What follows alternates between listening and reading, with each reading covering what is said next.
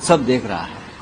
आप अयोध्या हरे, आप चित्रकूट हरे, आप प्रभु श्री राम की भूमि नासिक में हरे, जहां 30 से ज्यादा ऊपर सीटें ऐसी है जहां बीजेपी हार गई है। डरा धमकाकर इलेक्शन ऑफिसर को आपने उस पर विजय प्राप्त किया है। जहां जहां प्रभु श्री राम का वास्तव्य रहा, वो सभी पवित्र भूमि पर अहंकार का पराभव हुआ है। रावण अहंकारी था, इसलिए प्रभु श्री राम ने रावण का पराभव किया, उनका वध किया।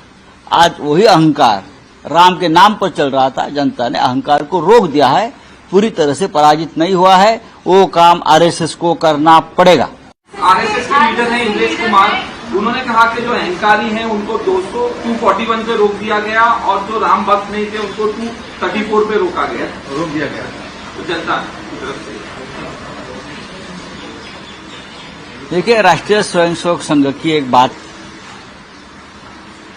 मैं सुन रहा हूं, कल सरसंघ चालक मोहनराव भागवत जी ने भी यही बात कही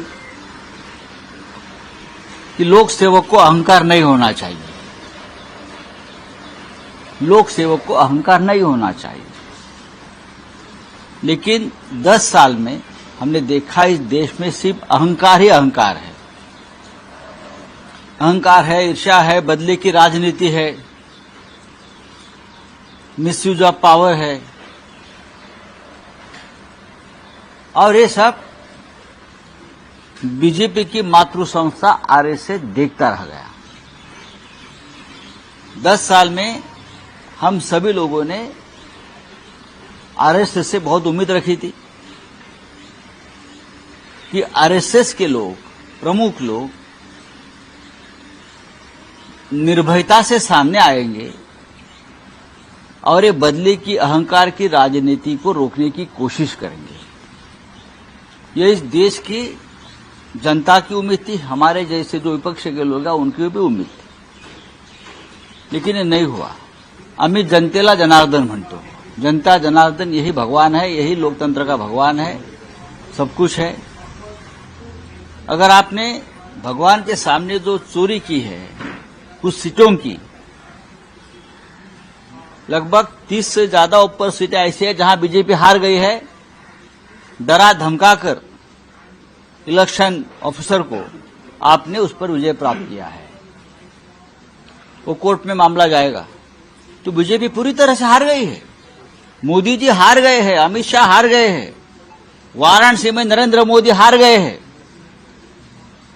और भगवान सब देख रहा है। आप अयोध्या हरे, आप चित्रकूट हरे, आप प्रभु श्री राम की भूमि नासिक में हरे, आप रामेश्वरम में हरे, आप रामटेक में हरे। जहां जहां प्रभु श्री राम का वास्तव्य रहा, वो सभी पवित्र भूमि पर अहंकार का पराभव हुआ है। रावण अहंकारी था, इसलिए प्रभु श्री राम ने रावण का पराभव किया, उनका वध किया। आज वही अहंकार राम के नाम पर चल रहा था, जनता ने अहंकार को रोक दिया है, पूरी तरह से पराजित नहीं हुआ है। वो काम आरएसएस को करना पड़ेगा।